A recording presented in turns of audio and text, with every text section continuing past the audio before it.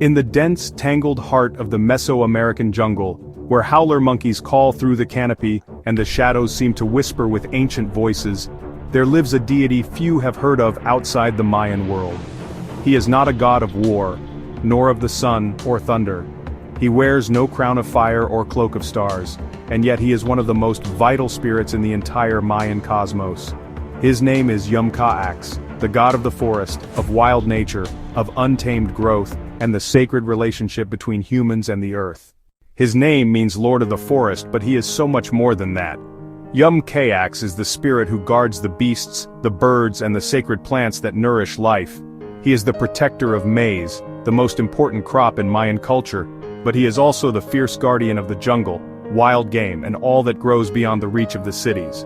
To understand Yum Kaax, we must step into the world of the ancient Maya, a world built not on metal and stone alone, but on maize. Yes, maize, corn. To the Maya, maize was not just food, it was divine essence, sacred.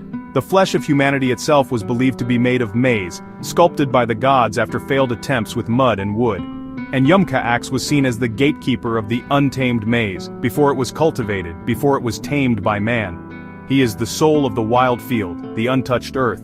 To hunters and farmers, he was both friend and mystery. But here's the strange part.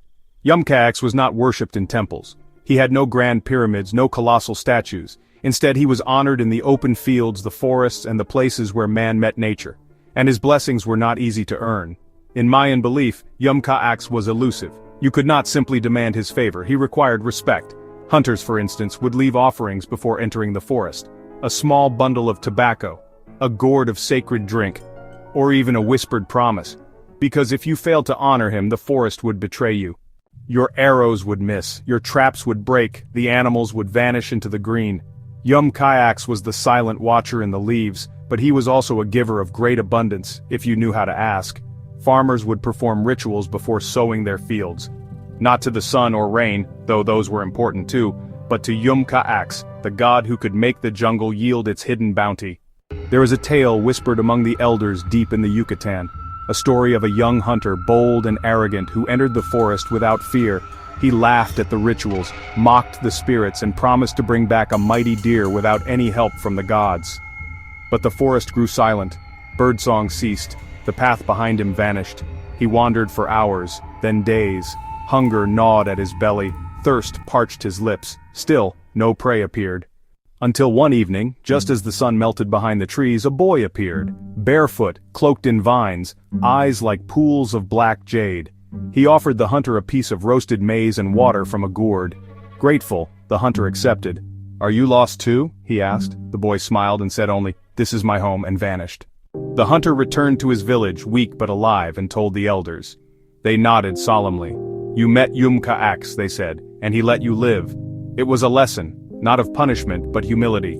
You do not conquer nature, you coexist with it. Yum Kaax is unlike the violent gods of conquest. He does not demand blood on altars or empires in his name, he is the god of balance.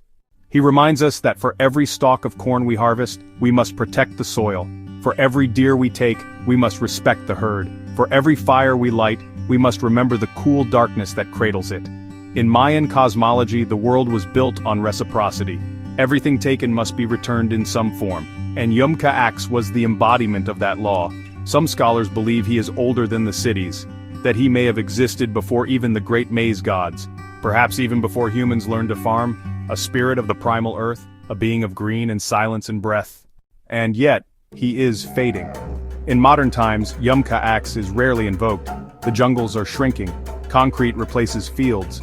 Industrial farms sow genetically modified maize, not the sacred seeds blessed by the shaman's chant. But in some corners of rural Mexico, Guatemala, and Belize, his name is still spoken. Quietly, respectfully. Hunters still leave bundles of tobacco. Farmers still whisper prayers before breaking soil. And deep in the rainforest, when the wind stirs the leaves just right, some say you can still hear him, walking barefoot through the green, watching, waiting.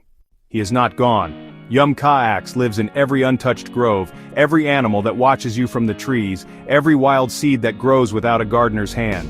He is not just a myth, he is a warning, a reminder that nature is not ours to own, only ours to protect. And perhaps if we listen, truly listen, we might hear him once more.